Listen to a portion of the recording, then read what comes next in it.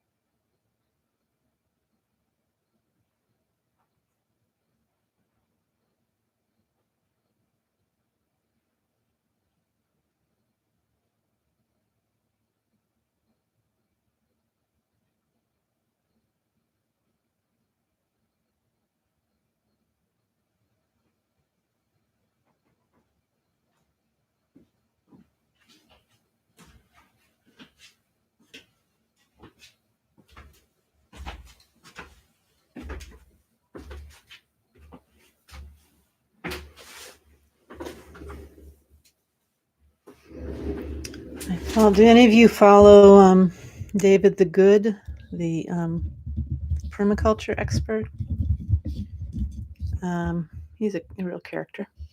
Wonderful videos on horticulture. And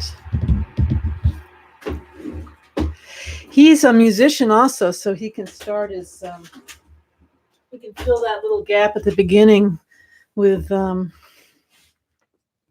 beautiful music. So today I'm going to try to look at the green dot instead of my own reflection in the screen in front of me. Hope you've had a wonderful week. I hope whoever's seeing this at whatever time you're seeing it, whether you're here watching me now or whether you're watching in the future, that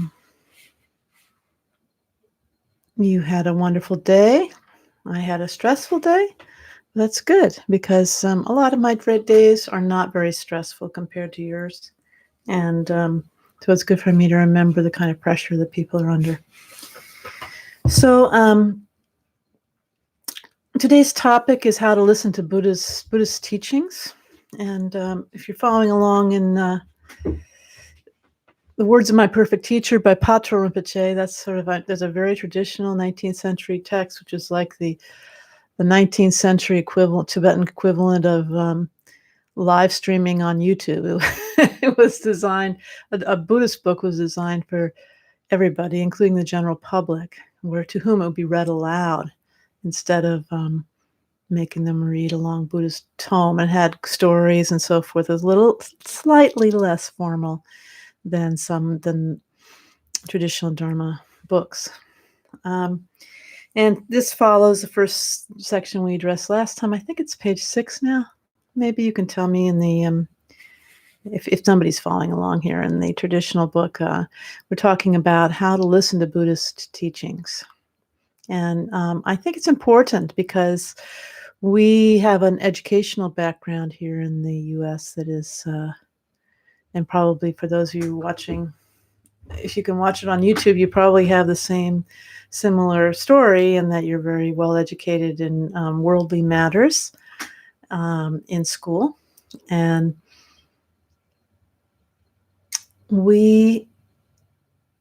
this isn't like that. I mean, there's a part of you that is learning the facts of Buddhism, and there's a part of you that is having a completely different experience than you'd have sitting in a classroom. So let's jump right in. So the goal here is the goal we always have as Buddhists, is to completely wake up. And the way it's put in formal Buddhist terminology is like you attain the Dharmakaya, the peaceful, perfectly pure, formless experience for yourself. And then for others, you're emanating in this life or in future lives. If you attain a high state of awakening, spiritual awakening, you naturally emanate benefit without discrimination to all living beings equally. And those who come in contact with you gain benefit by, they say, the hook is your faith, and the eye is, the Buddha's, is the teacher's blessings. So I'm not a teacher with blessings. I'm just your friend here talking to you on the YouTube, doing an informal talk. But there are formal talks on YouTube, and I was going to make a listing and put them in the description, but I discovered today, after I asked some people for those kind of referrals, there's a lot of them. They suggested Namkai Norbu's a lot on YouTube. There's a lot of Kagyu videos on YouTube with very formal style, traditional style. And there's also, I recommend Bhikkhu Bodhi, who has his own YouTube channel for his center. And he's a great scholar of sutra, the fundamental teachings of Buddhism. And he'll go through the traditional texts with a projector and everything, and teach you about the vocabulary and the scholastic meaning. But he's also, quite obviously from his manner, a great practitioner. So people like that, this is what this is addressing. So your goal is to awaken. And how do you do that? Well, you, in our tradition, you're actually awakening or enlightenment is not a goal in Western religions or in Islam. As far as I know, but in Dharmic traditions that came from India, enlightenment is a thing. In Hinduism, Buddhism, Jainism, and I don't know about the other religions in India. And so in our tradition, you have to listen to the teachings. And imagine you're going back 1,000 years or even 50 years to Asia, and you want to study with the Buddha or a teacher who's communicating the teachings of the Buddha. And what you would do would be a physical space. You go to a monastery or other Dharma gathering place. Could even be outdoors. And you'd go and you'd formally walk into a room. You'd bow as you were entering the room. And then you'd quietly go take your seat. And in front there would be depends on the tradition, whether it be a simple platform raised so that people could see the teacher, or an elaborate throne like in the Tibetan tradition that represents the Buddha's seat. So they're stand-ins for being your Buddha in this time. Because the original Buddha from 2,500 years ago isn't here anymore in physical form. So and it's usually a beautiful space, where these teachings take place, with lots of art and statues and books, or in the simple Zen style, lovely polished wooden floor and, ikebana flowers or whatever the aesthetic is. It's designed to be uplifting. put your mind in a meditative state. You've had your seat, and what are you going to be studying? What are you going to be hearing from this figure? You're going to be hearing teachings on how to work with your body and your conduct, how to work with your energy and speech, how to talk, what you say as a Buddhist, and how you train your speech and your like your chi, your lung, your inner energies, and how you train your mind. Of course, that's first and foremost. And to do this, they'll teach 3 different things: the view, or the enlightened perspective that you are integrating, and the meditation, which is how to, practice, and then your conduct, whether it's the conduct of the basic conduct of being someone who's decided to be a Buddhist. So that means taking refuge. That's called going for refuge, and deciding on Buddhism as your path. And your path definitely includes not harming, not intentionally, maliciously harming any sentient being, any living being. For example, that at the most basic level, that's it. Then there's the conduct of the great bodhisattvas, so the great enlightened the great heroes on the path of enlightenment, who dedicate all their life, this life, and all future lives to the benefits of living beings. And they have different levels of conduct, and the great Vajrayana practitioners have their own instructions about conduct. So these 3 things: view, meditation, conduct, with your body, speech, and mind, right? So you can learn yakety yak yak. You can learn like you're going to elementary school or junior high, or what they call it now, middle school, memorizing things. And I'm lots of kids do, like catechism or something. I'm sure that was meant to be taken to heart too. But it's going to take you to a point, and it's really good not to be a nincompoop with regard to Buddhism. If you're going to say you're a Buddhist, I would say most of the people in the world probably who call themselves Buddhists really haven't learned about what the principles of Buddhism are, even the most basic principles. So, and that includes a lot of highly educated Western people. I guess we just poop out after we get done with our, high school or college or graduate school degrees. We just decide that's enough. I don't really need to learn anything more. I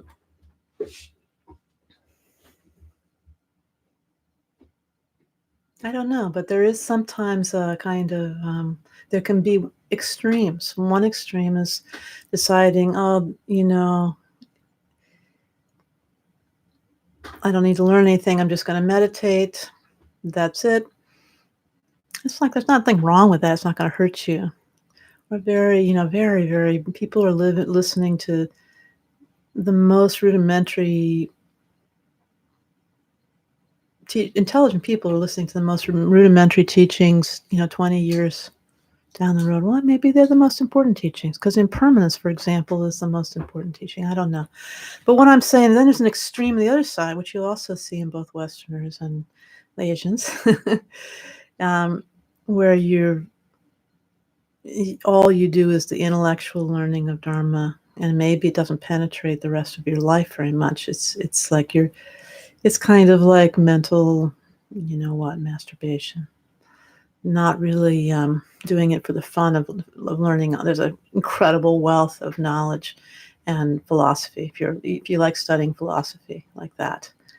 So you don't want to go to either extreme with that, in my opinion. As a lay person in the West with limited time, if you're young and you can go off to Asia and one of these great universities, nowadays you can study at Rongzhong Yeshe Institute in Bodhnath. If you want to study in our tradition, Nyingma or Kagyu, and it's very doable, and you can get a college degree there. And then there's many other less accessible places you can learn if you learn how to speak Tibetan and read Tibetan.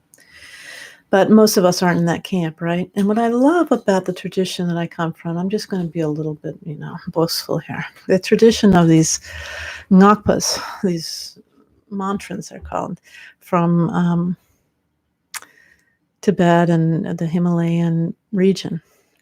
There's many names for them, from Gomchens, what are the Chipas, anyway, non-monastic practitioners whose focus is mainly on practice.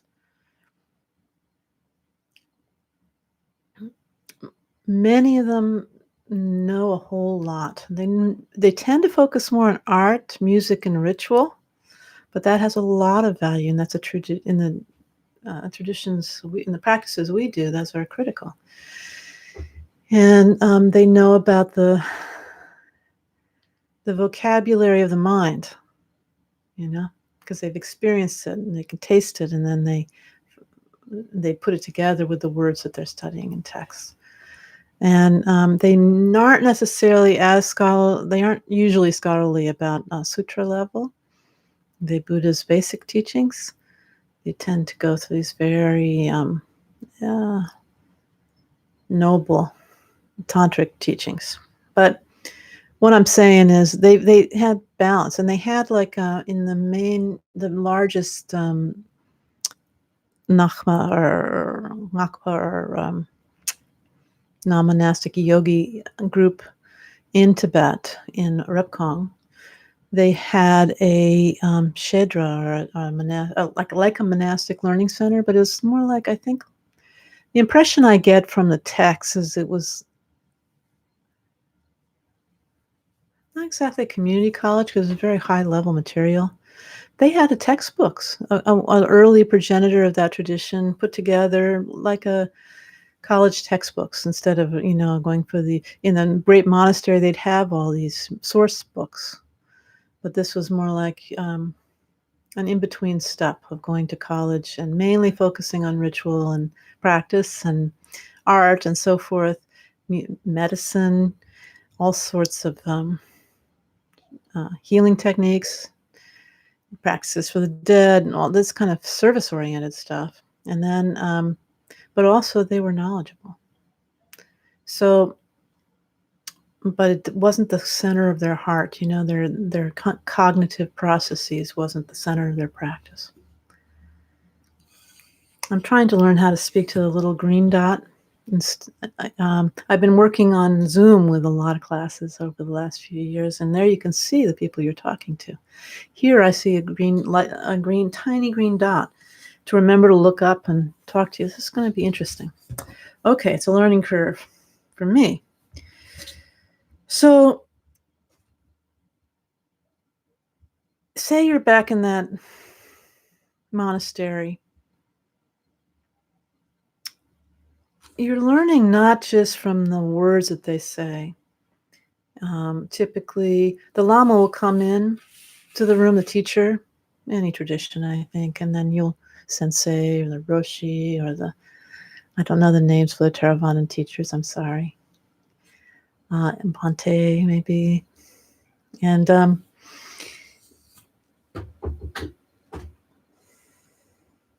everybody rises probably, and certainly in our tradition. And then the teacher may actually bow to the throne as a representation of Buddha and the Buddha's teaching, the Dharma.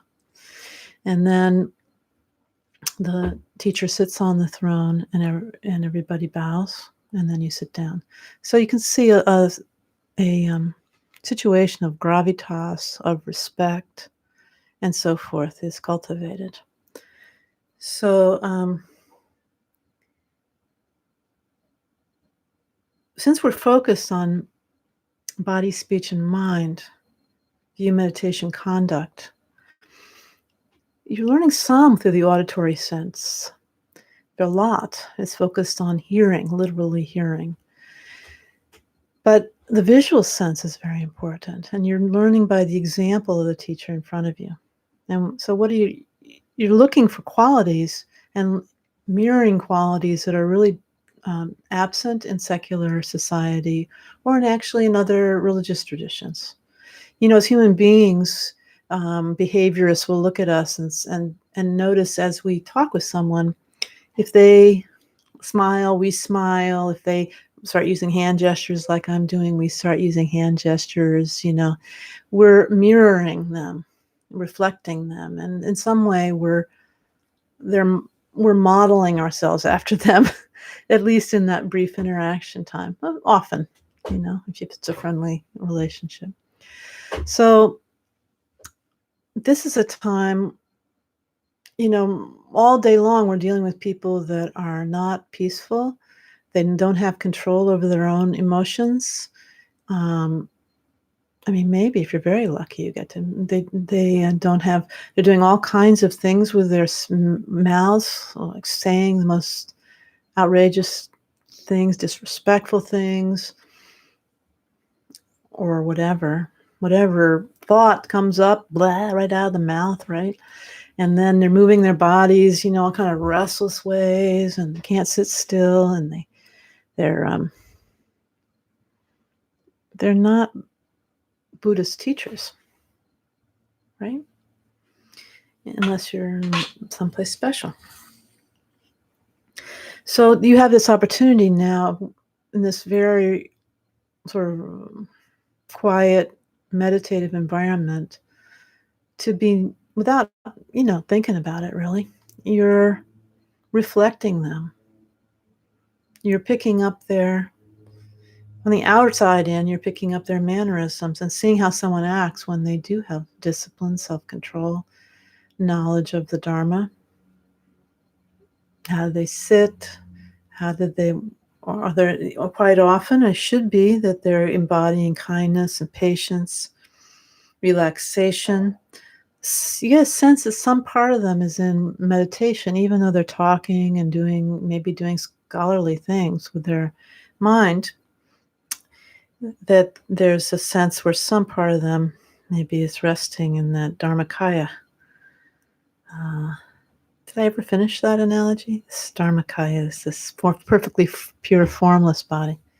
So the state of relaxation, openness, and, ultimately total awakening, Buddhahood, and then emanating the two form bodies, they're called, this physical body and maybe a subtle body, to benefit the people who make a connection naturally. So their body is probably pretty still and their gestures are smooth, I remember when I saw Amitabha Rinpoche. Rinpoche is a word for a respectful term for a teacher in the Tibetan tradition, big teacher. And I'd actually seen him a few times, and then I was down at, you taught in Palo Alto, California. I went down to see him. In those days, they'd send out notifications via your fax machine that he was coming around. And I got a fax, and I hustled myself down there somehow. And Rinpoche, what I noticed about him was, I remember his dance-like hand gestures, beautiful gestures. He didn't have to think about. He was just like, this is like how Lama Tarchin would talk, It wasn't contrived. It was just, that's the way your body goes when you are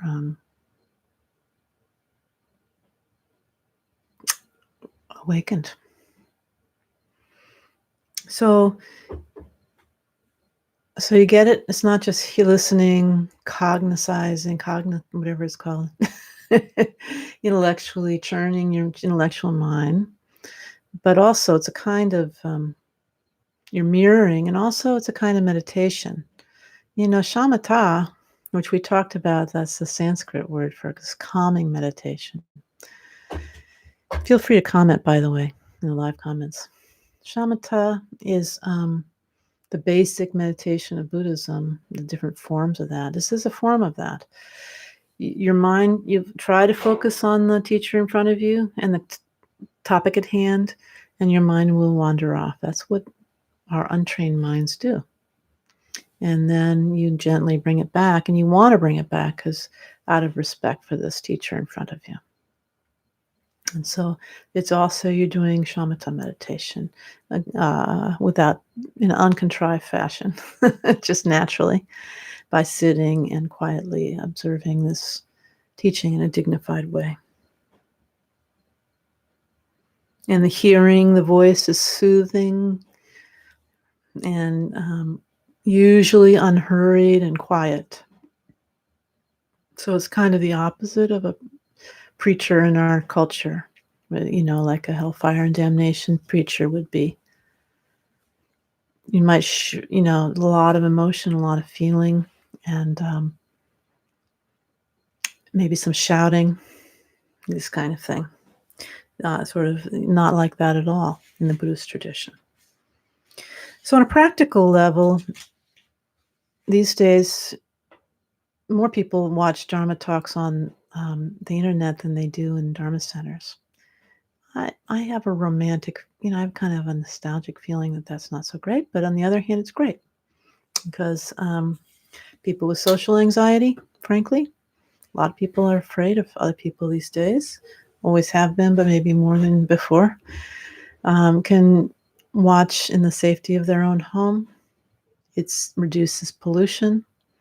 But on two sides, you're not going to Dharma centers in cars, and the teacher isn't flying all over the place the way the teachers used to do more.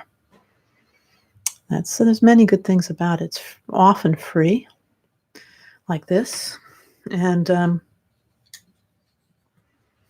but I'd recommend, since we have the scrolling habit and we're not used to slow-paced things, I'm doing this crazy thing here where I've just talked for 27 minutes already, and I'm not having scratched the surface, but that's okay. Hi,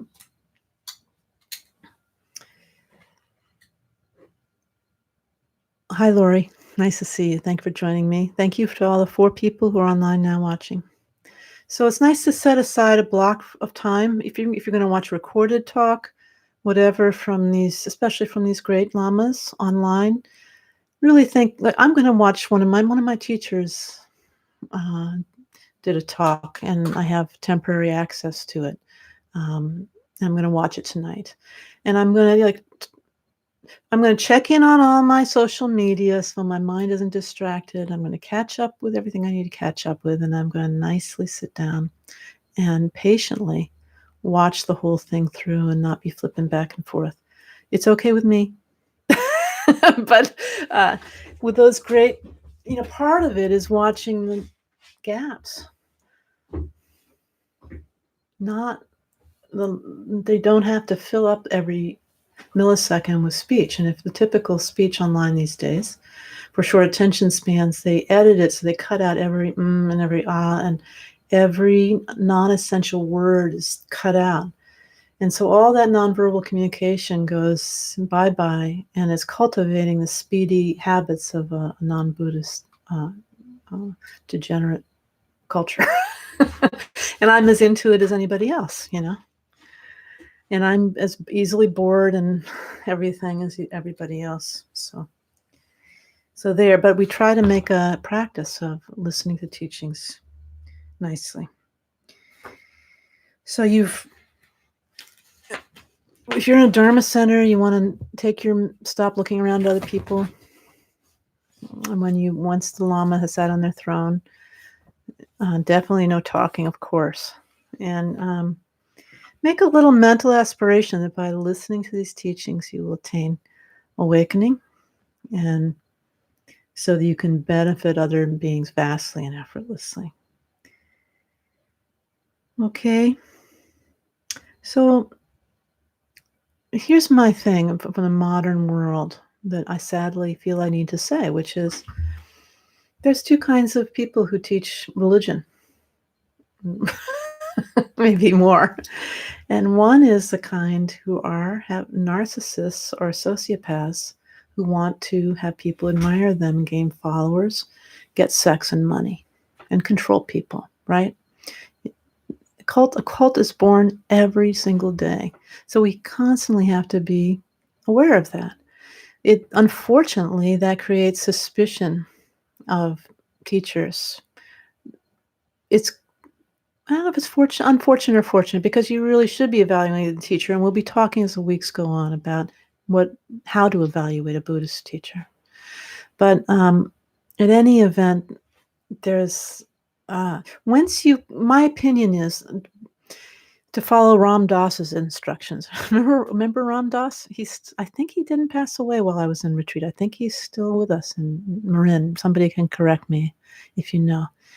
He was a Hindu teacher who was very influential in the 60s and 70s, Richard Alpert, a Harvard professor who came back from India, and LSD and all that stuff. But he's a nice guy, really nice guy. And I went to hear him when I was 12, and we went into this Sheraton hotel, and you go into the conference room. Instead of a room full of folding chairs, it was you sat on the floor. I think they had rugs spread out, maybe a riser in front, maybe somebody playing in tabla. Maybe I'm making that up.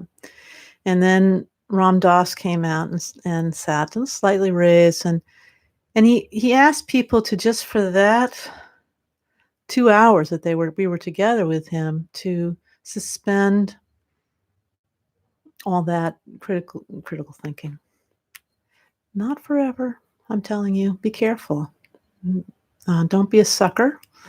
But you can be a sucker for 2 hours. There's no point in going to a spiritual talk and then not engaging with it, not being trustful and being suspicious and questioning, is this person a cult leader? Once you decide to go, you've done your research and you decide to go see that person, and you should do your research before you go out and fall under the spiritual influence of others. Then relax and trust for that hour, and then afterwards you can do all your due diligence. Don't quash. If there's some thought that comes up like, this is a little weird, then work through it later and do your own investigatory process about that. Whether that's just because you're suddenly in a room where everybody's sitting on the floor and that's weird for you. It's not where you came from, or whether it's something else, something that's that extra perception, extrasensory perception that you have, or sense that there's something amiss here. Don't ignore that after the fact, but during the fact, be trusting and open and receptive. Otherwise, we're trying to be changed, right? We're trying to expand, not change into a different person, or having somebody imprint on us or transport to an extraterrestrial dimension. But, we're trying to soften, open, relax, find out what's our thoughts all we're made of, our emotions all we're made of. What is this I? What is this person I call by my own name? Or is there somebody called by this name? What is the nature of reality? Life's persistent questions, as they'd say. So let's do a little shamatha. And let's do it on an object. I think coming out of work and everything, I'm into objects. Here, Lori's watching. Lori gave me this lovely ornament on some pistachios she gave me for the holidays. And so I'm going to put this in front of me. And when you're trying to relax, a little bit down in front, about, you can't see where the end of my arm is. A little bit down in front, soft gaze on space, usually on space, but here we're going to use an object. Relaxed gaze. And you notice I'm going to sit up straight. I've got this nice office chair. You can put your hands on your knees. Ting.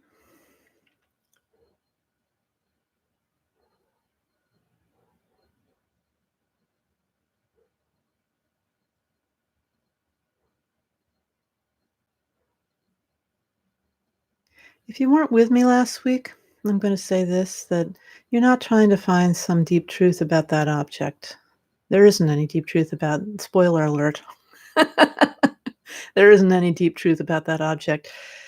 Just use it as a focal point, and when your mind wanders gently, kindly bring your attention back and place it on the object.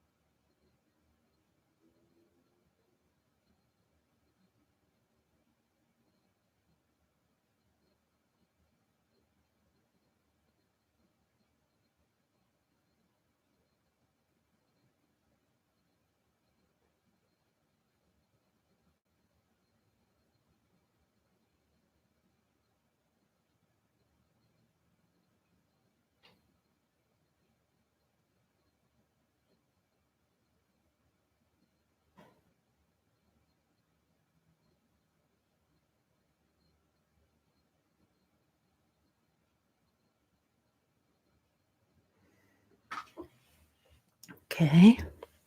A little taste of meditation. Do you have any questions about shamatha meditation, calming meditation?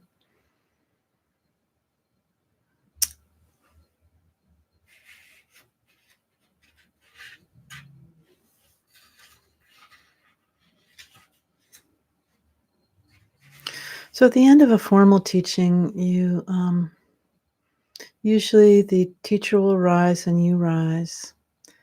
And again, maybe pretty common, I think, in Dharma cultures and Eastern cultures where Buddhism is prevalent to be holding your hands in this. We call it prayer. I think it's called Anjali in Sanskrit. And it's not about a personality cult. It's about respecting the teachings of the Buddha. So then what I would suggest then, if you've take notes.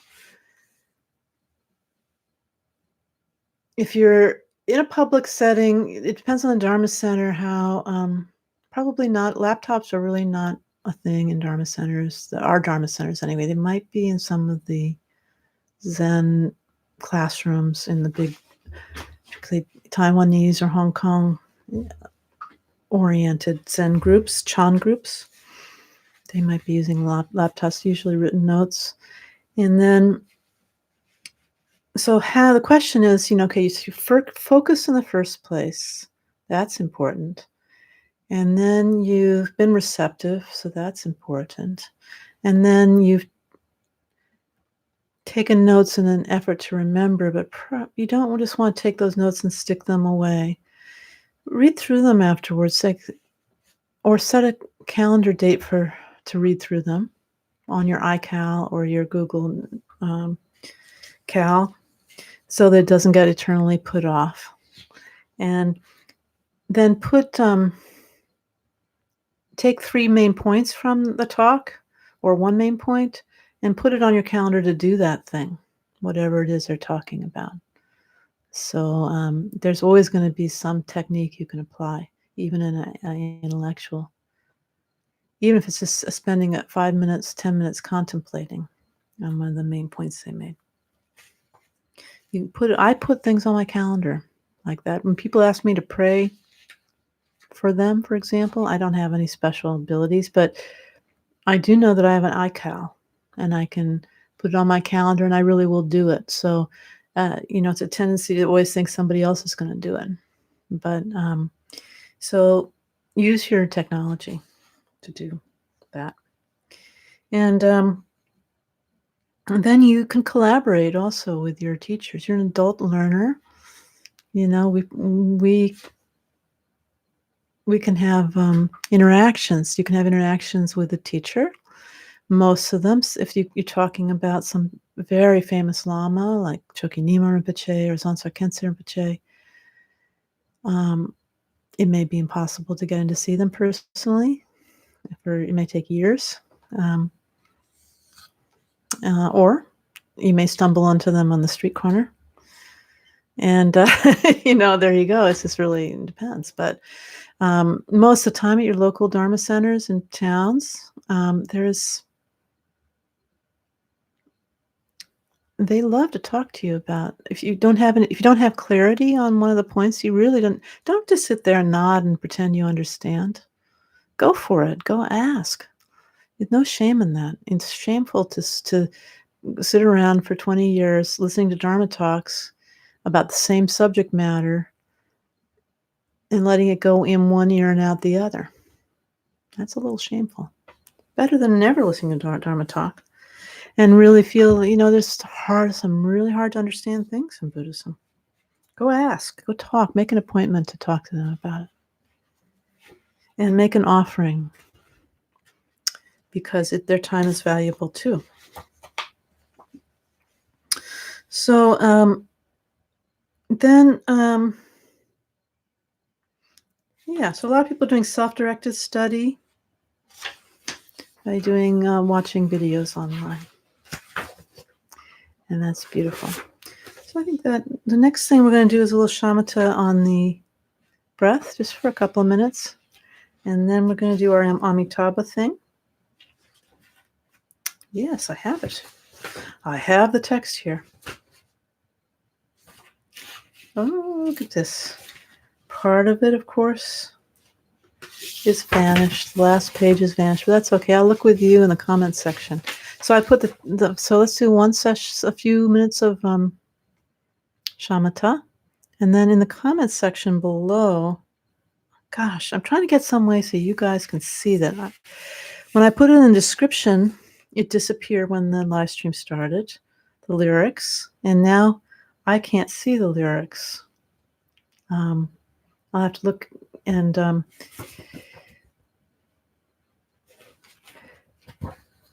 first, well, anyway, we'll worry about that in a minute. I've got the first page of the lyrics and not the rest of it after a lot of trying. So here we go. Just pay attention, in this case, to the out-breath. Wherever you feel it in your body, bring your attention to that and use that as your object of concentration. Concentration creates a word that sounds too tight. Relaxed observation.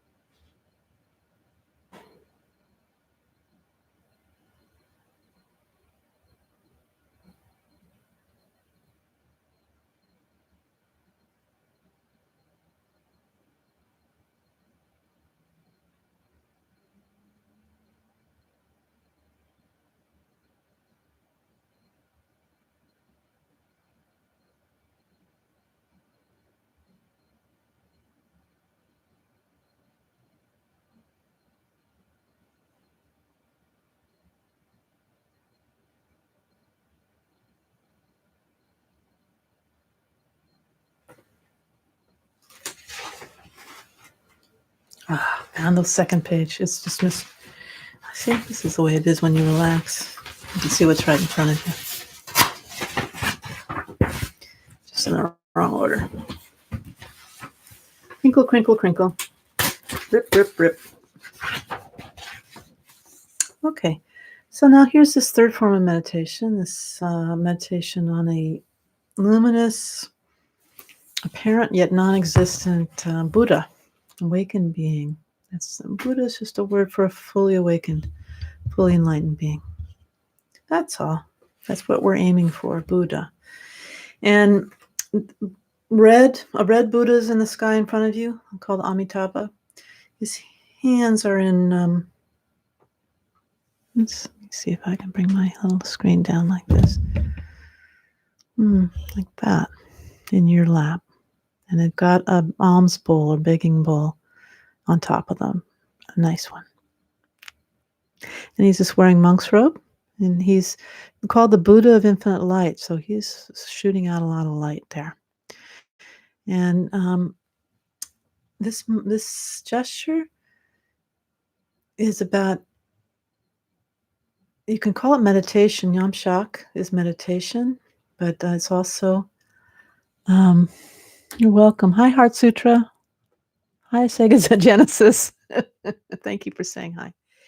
And it also has a, yes, that's what it means, but it also means evenness, equalness, and sometimes it'll be translated equanimity. So sometimes it'll be called the equanimity mudra, and sometimes it'll be called the meditation mudra, and that's the same they're referring to.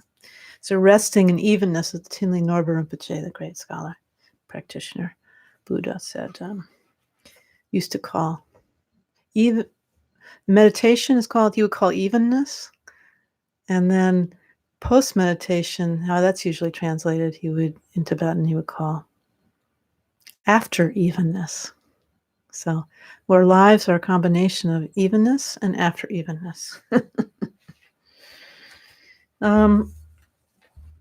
Okay, so this is actually, although it sounds like a nursery rhyme, this is actually a condensed version of a longer text about this Buddha, how you practice with this Buddha by Mingyur Dorje from the Namche tradition. If you're a Tibetan Buddhist, you recognize that. And then Dujin Rinpoche, who's from my particular lineage, Tibetan Buddhism, wrote a short one, and for us regular people, and also for people who'd already done the elaborate practice and now they can simplify. And I made it into, singable English. And I changed the English a little bit. I hope you can see it up there in the comments section, because it's hard on these live streams to get any written material across. Can you let me know? Can you see it? And if you see the title, Amitabha, Great Bliss, Pure Land Practice, up there and on the comments, not the live chat, but the comment section. And well, maybe it's better I don't know, because the picture of me singing and nobody singing along is a sad one. So it should be there afterwards if you can't see it now. And I welcome you to practice it. And so I've changed it. I tweaked with it a little bit this week, and that process will probably keep going on a little bit, because to make things really singable. Anyway, I'm whining, I am. So you are in this practice Chenrezi, which is sort of the it is Bodhisattva Avalokiteshvara. I think he's also regarded as a Buddha. And you have 4 arms, 2 of them like this, holding a jewel, and 2 of them, one's holding a mala, and one's holding, a text? Is that right? Elizabeth should know. She's a Chenrezi practitioner. Well, it'll say in the text, so that's okay. Oh, yeah. Mala and a lotus. A lotus in one hand and a mala in the other hand. There you go. So, and you are facing Chenrezi. So you are, Bodhisattva means you've made the intention to attain Buddhahood for the benefit of sentient beings, and you've moved substantially along that path. So you're seeing yourself, not as your ordinary self in your ordinary body, but as a being of light who's already has some accomplishment, and you're really, you're gazing at Amitabha for the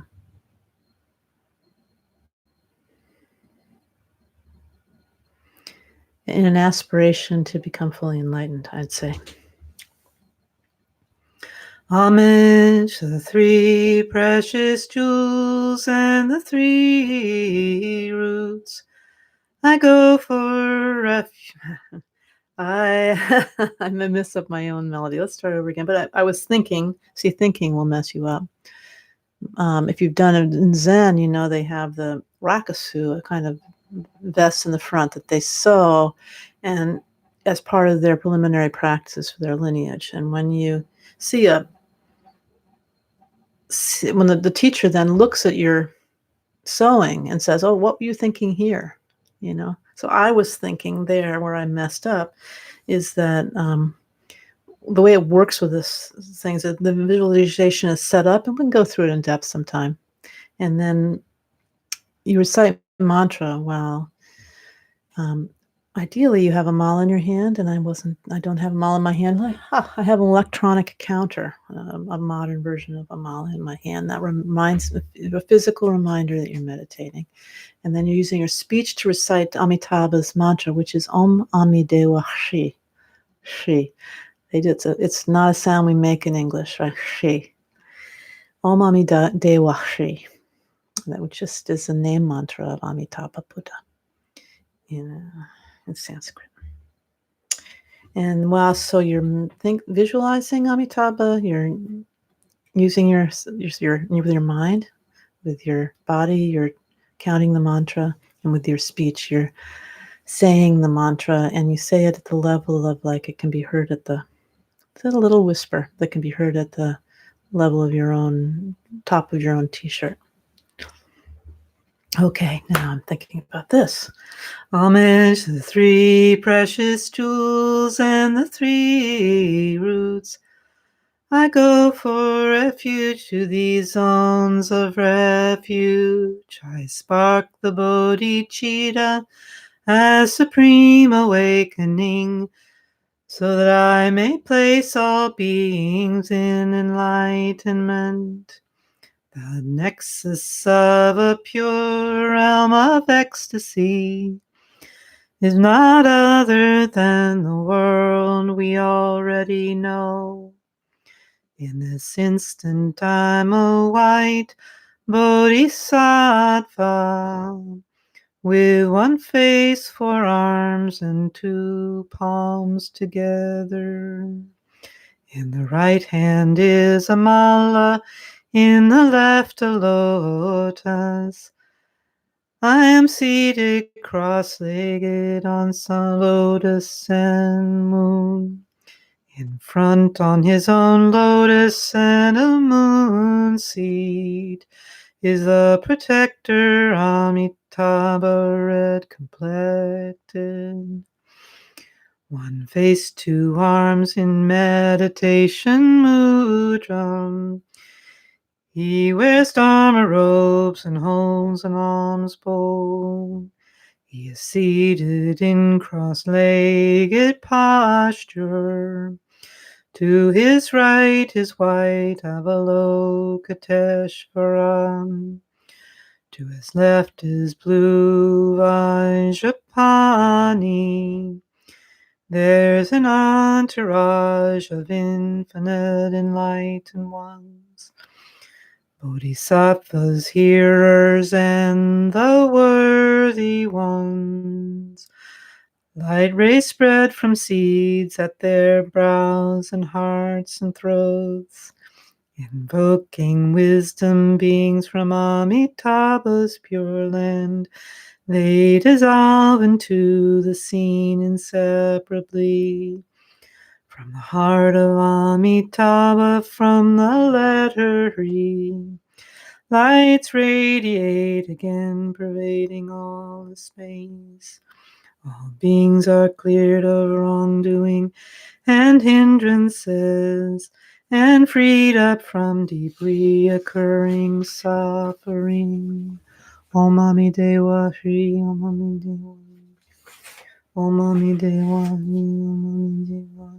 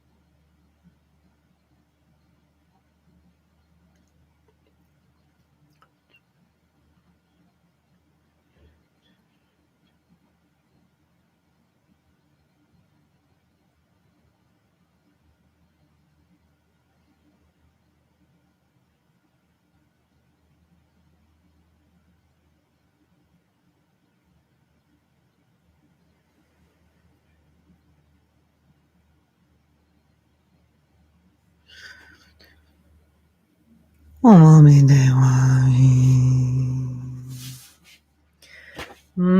this in front, the transcendent conqueror melts into light and then into me.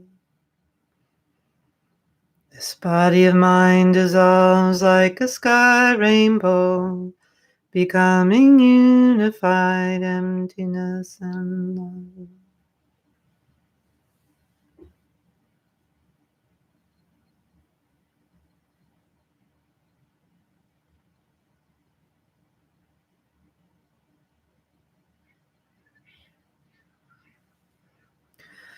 By this merit may I quickly attain the state of refuge, boundless light.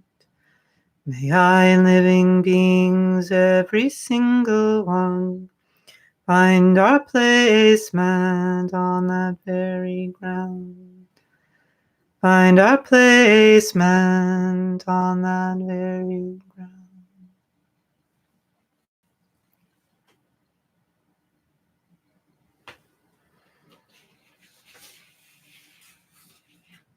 So you can see, as your mind wanders, you've got so many opportunities to bring it back again in a visualization practice.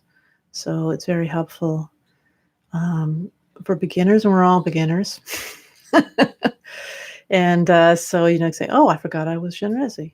Oh, I forgot Amitabha was in front. Is Amitabha sending out light rays? I can't remember.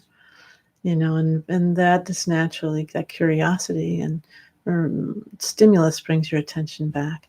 And you're dropping for that period of time that you're meditating all your ordinary chain of boring thoughts and feelings that really aren't leading to anything. Anything, just temporary benefit and misery and benefit, all those things, not really any transcendent accomplishment, which is what we want. So I saw your message, Elmer, and I'll take a look.